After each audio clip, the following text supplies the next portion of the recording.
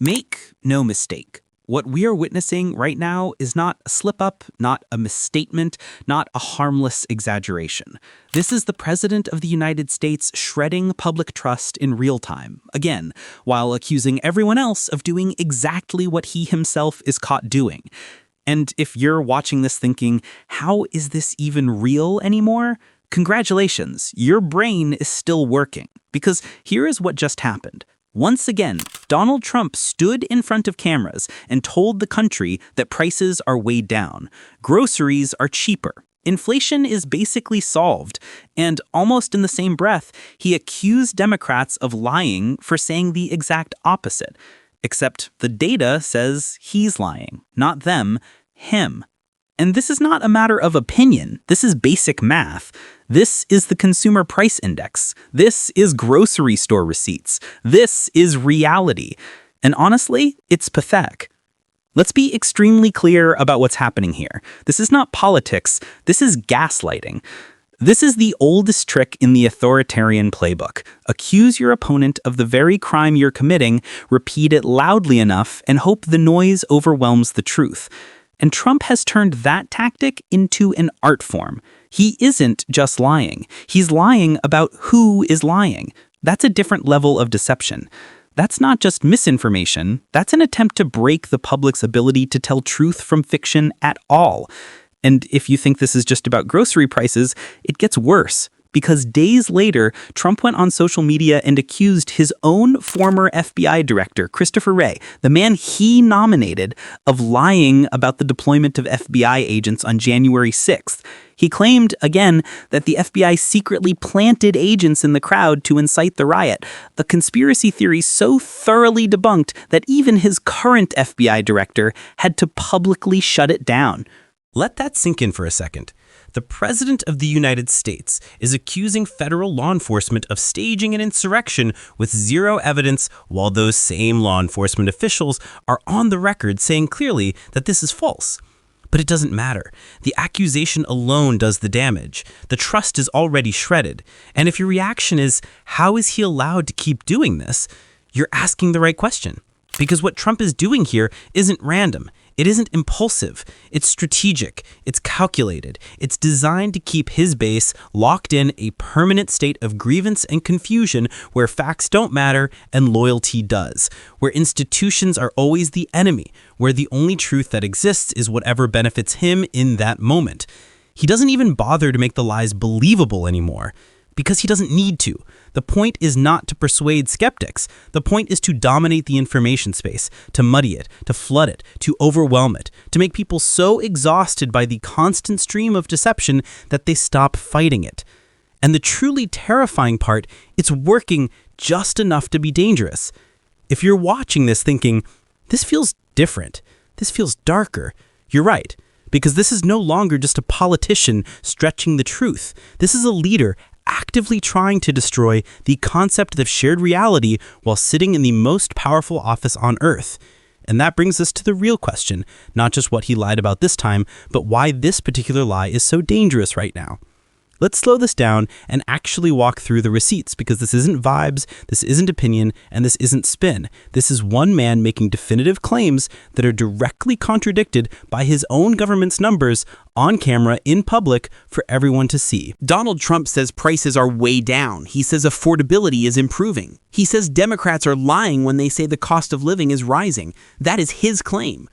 Now here is the reality, not from cable news, not from Democrats, not from some think tank, but from the Consumer Price Index, the same metric every administration uses, the same metric markets track, the same metric printed by the federal government itself. Overall prices in September were higher than they were 1 year earlier. Grocery prices were higher. Household staples were higher. Energy fluctuated, but core inflation remained elevated. And here's the critical part. Prices today are higher than they were when Trump returned to office in January. That is not speculation. That is arithmetic. So when he tells you costs are way down, that is not spin. That is not an exaggeration. That is a flat-out falsehood. And yet, standing there, He confidently announces that it's Democrats who are lying, that they're running a con job, that they're deceiving the public about affordability, which means this isn't just him being wrong, this is him knowingly reversing reality and daring anyone to stop him. And then, as if that wasn't enough, he takes the same tactic and marches it straight into January 6th. Trump publicly accuses Federal Bureau of Investigation officials of lying about the presence of agents at the Capitol. He claims there was a secret operation. He amplifies the conspiracy that federal agents were embedded in the crowd to incite violence. And he specifically targets his own former FBI director, Christopher Wray, calling him a liar. Now watch how the deception works. Trump's evidence is not testimony. It's not sworn affidavits. It's not documents. It's not an inspector general report. It's online rumor. It's fringe speculation. It's social media fantasy presented as fact by the President of the United States. But here's the problem for him. This exact allegation was investigated, and not by Democrats, not by political rivals, by the Justice Department's Office of Inspector General, whose job is literally to audit federal agencies for misconduct. Their conclusion? There was no evidence that FBI agents were embedded in the crowd to incite the riot. Period. End of sentence. Yes, informants existed in Washington that day. That is absolutely true. Informants exist in every major extremist environment at all times. That is how law enforcement monitors threats. But that is not even remotely the same thing as orchestrating violence. And the Inspector General explicitly found that no informants were directed to cross lines, incite attacks, or provoke action. Not one. And here's where it gets even more absurd. Trump's current FBI director, Kash Patel, publicly refuted the conspiracy himself. Patel confirmed that agents were deployed for crowd control after the riot was already declared by Metropolitan Police. Not before, not undercover, not provocateurs. After the violence had already begun. So let's be extremely clear about what this means. Trump is not accusing shadowy bureaucrats of lying. He's accusing his own hand-picked appointees of participating in a massive criminal conspiracy without proof, in defiance of his own government's findings. That is not skepticism. That is not oversight. That is delusion weaponized as rhetoric. And then, because the pattern never rests, he goes after Joe Biden. Trump stands in front of a military audience and claims that Joe Biden lied about being a pilot, says Biden pretended to fly planes, says he invented a military history that never existed. Only one problem. Biden never claimed he was a pilot. There is no speech, no interview, no record. The claim does not exist. Trump fabricated the lie he is accusing Biden of telling. He created a false lie and then attacked Biden for it. This is a double deception. First, he invents a fictional claim, then he attacks that fictional claim as proof of dishonesty. That is not politics, that's narrative forgery. And then comes the attack on Richard Blumenthal, when Trump announces that he is commuting the sentence of George Santos, a man who pled guilty to wire fraud and identity theft after becoming infamous for lying about literally his entire life. Trump claims that Blumenthal's actions were far worse. He says he lied for decades about heroic Vietnam combat. He paints a cinematic image of battlefield exploits, blood, wounded soldiers charging through hills. And once again, none of that ever happened.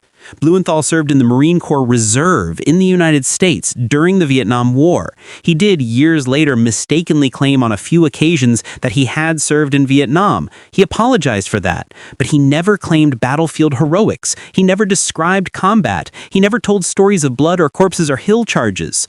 Trump invented a dramatic war fantasy, then accused Blumenthal of lying about the very fantasy Trump himself fabricated. This is not sloppy rhetoric. This is psychologically precise misinformation. It's not enough to say, my opponent lied. Trump builds a lurid emotional version of the alleged lie, one that never existed, because the fictional version does more emotional damage than the reality would. And that brings us to the mechanism behind all of this. Trump is not lying accidentally. He is not misremembering. He is constructing alternative realities tailored for attack. He discards actual vulnerabilities because they're less emotionally useful than invented ones. Biden's real misstatements? Not dramatic enough. Blumenthal's real misstatement? Too boring. Inflation data? Inconvenient. Inspector General reports? Too authoritative. Reality doesn't serve the moment, so he replaces it. And then, the final twist, he declares everyone else the liar. This is how public trust is shredded. Not by one big scandal, not by one catastrophic event, but by a constant drip of inverted truth, where the liar points at the truth teller and calls them dishonest. over and over and over again until citizens begin to disengage entirely. And that brings us to the real exposure. The moment where this stops being about Trump, the individual, and becomes about Trump, the system. Because once you recognize this pattern as strategic, the question is no longer whether he's lying. The question becomes why this tactic keeps resurfacing at the exact moments when accountability tightens. And that's where this story truly gets dangerous. Because once you zoom out far enough, what you see is not chaos, it's architecture. This is not a man improvising lies on the fly.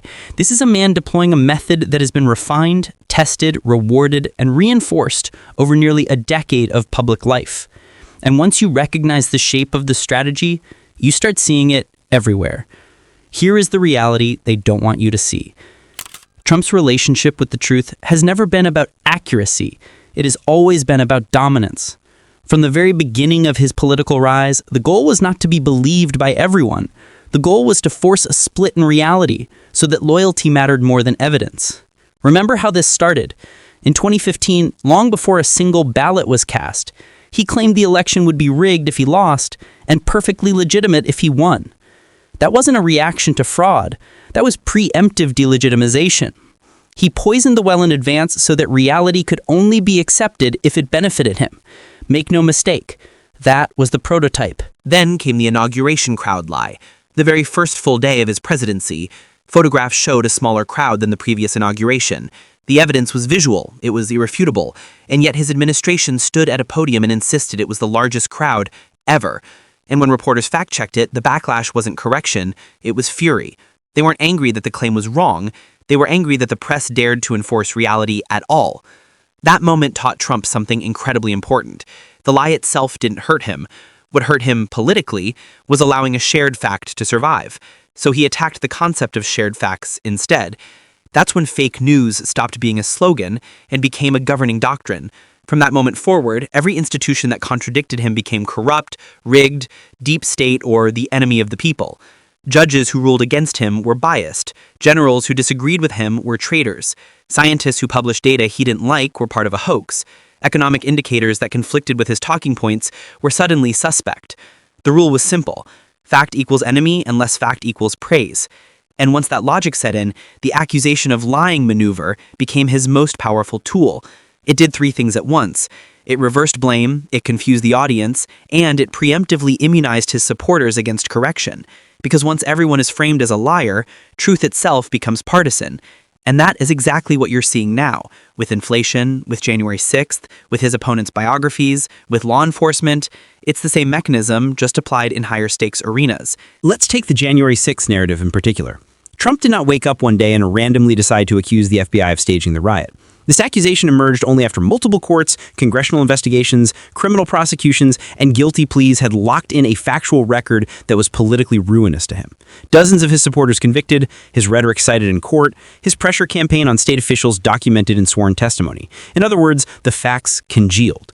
Once the facts solidified, Trump's only remaining option was not to contradict evidence, but to destroy its source. If the FBI becomes corrupt, then its investigations become invalid. If courts are rigged, then rulings become political opinions. If witnesses are liars, then testimony becomes useless. And if every institution is suspect, then the only remaining authority is him. This is how the architecture of unreality is built, brick by brick, not to prove innocence, but to render guilt meaningless. And when you examine the timing, the pattern becomes impossible to ignore. These accusations surge not when Trump is ascendant, but when he is constrained. When indictments land, when data contradicts him, when allies turn, when bureaucracy holds firm. The lie is not the offense, it is the countermeasure. And the same is true with economic claims. When prices were rising and his approval was slipping, suddenly inflation became fake. When consumer confidence wavered, suddenly wages were the best they've ever been. When the numbers didn't move in his favor, the numbers themselves became untrustworthy. This is not economic commentary, this is epistemological sabotage. And honestly, it's effective for one terrifying reason. It shifts the debate from what is true to who do you trust. And once trust becomes fully tribal, evidence loses all power. Now look at how this plays out psychologically. Trump does not simply refute, he projects. He doesn't deny dishonesty, he accuses others of it. Why? Because accusation activates emotion, while defense activates scrutiny. If he were to argue, "I didn't lie," the audience would examine his statement. But when he says, "they're lying," the audience immediately pivots into conflict mode.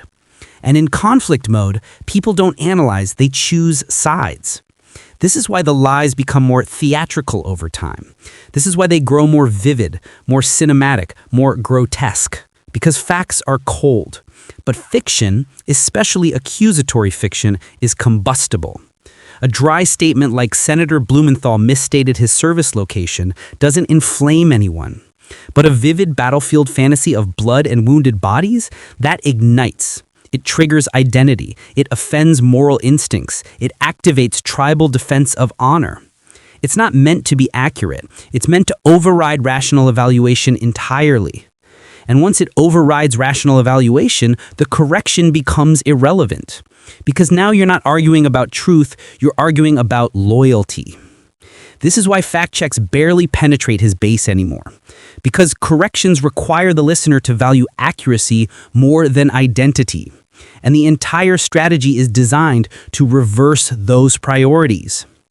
And that brings us to the most dangerous part of the pattern. Trump's lies used to be mostly about him. His wealth, his success, his crowds, his deals, his image. But over time, the target shifted outward.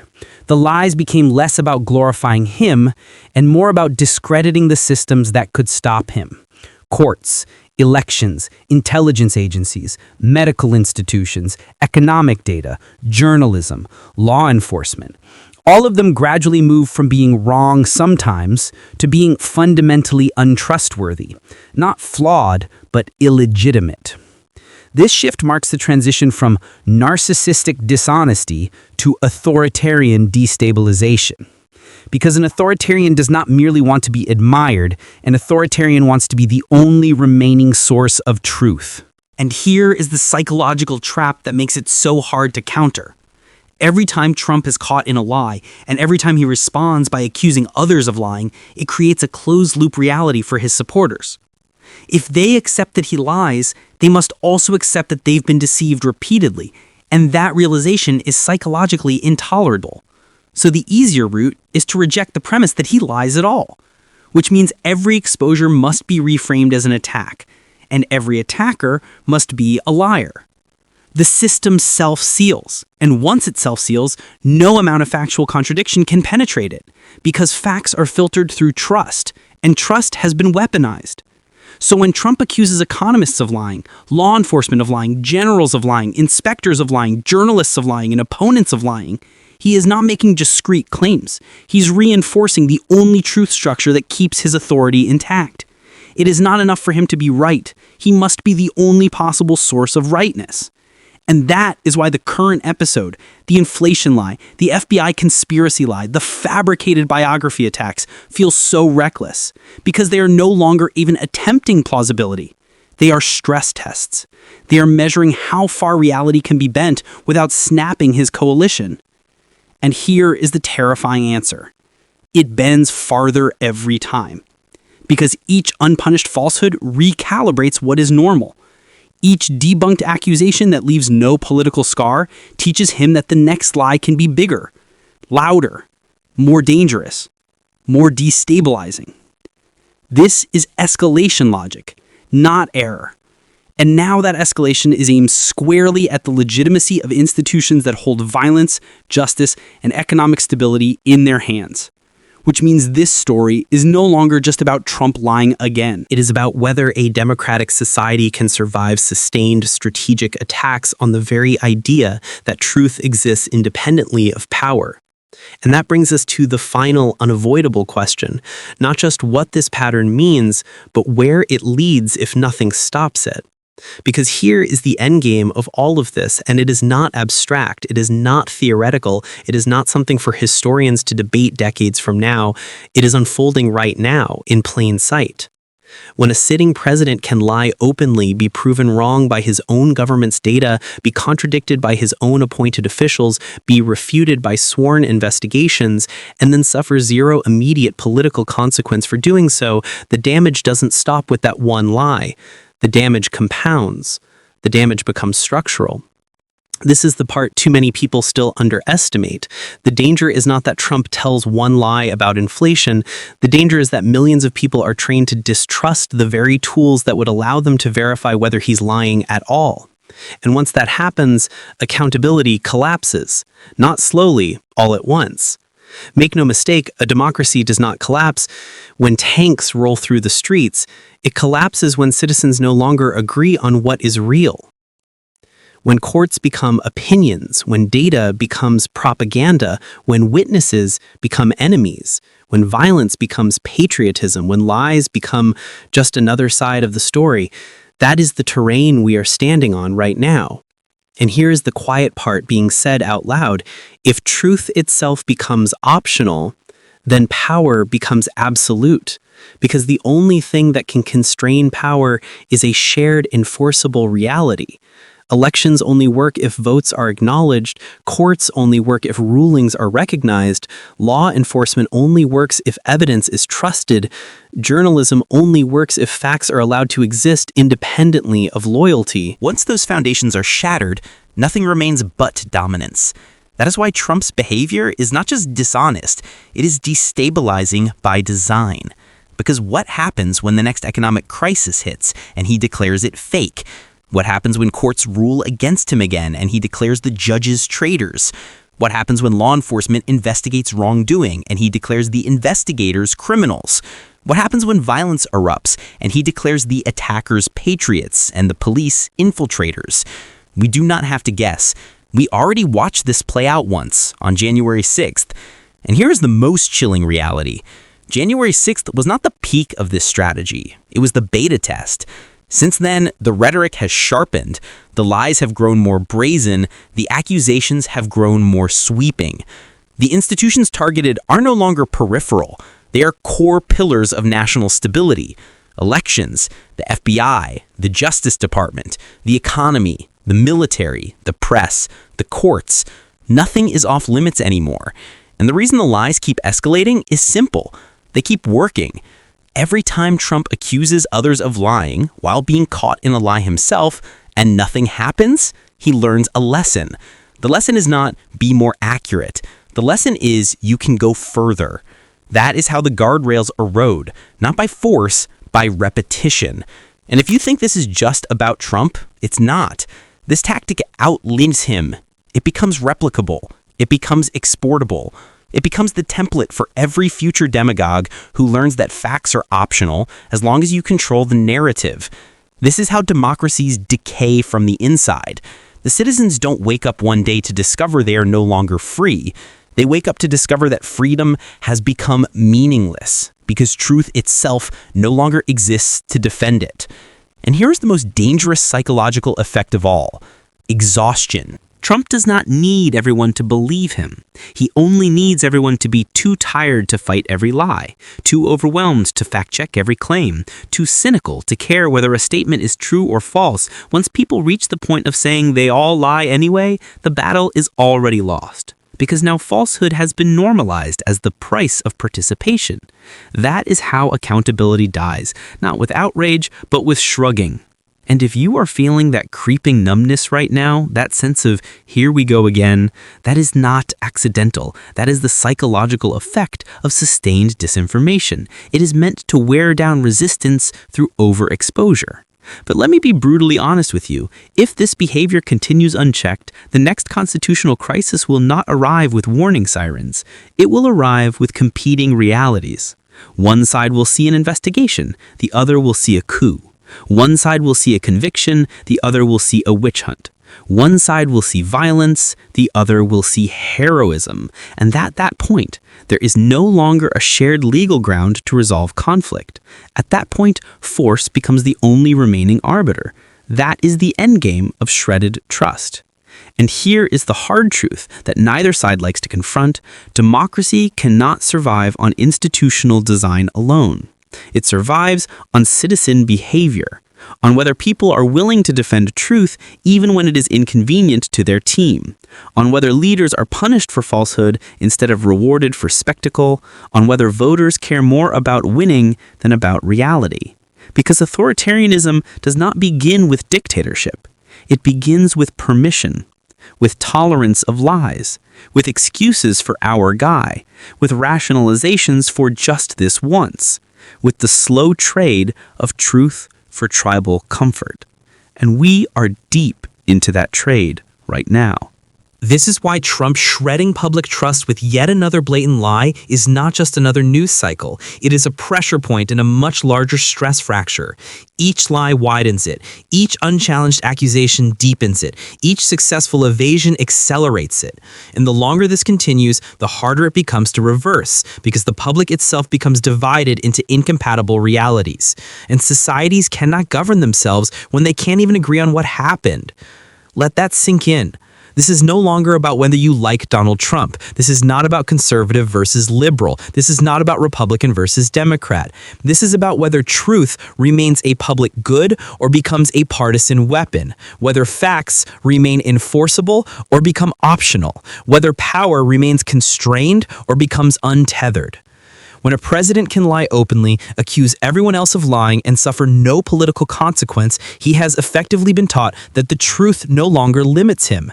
And once a leader learns that lesson, history tells us exactly what comes next. More lies, more purges of institutions, more attacks on journalists, more delegitimization of elections, more framing of opponents as enemies, more justification for extraordinary measures, more normalization of the unthinkable.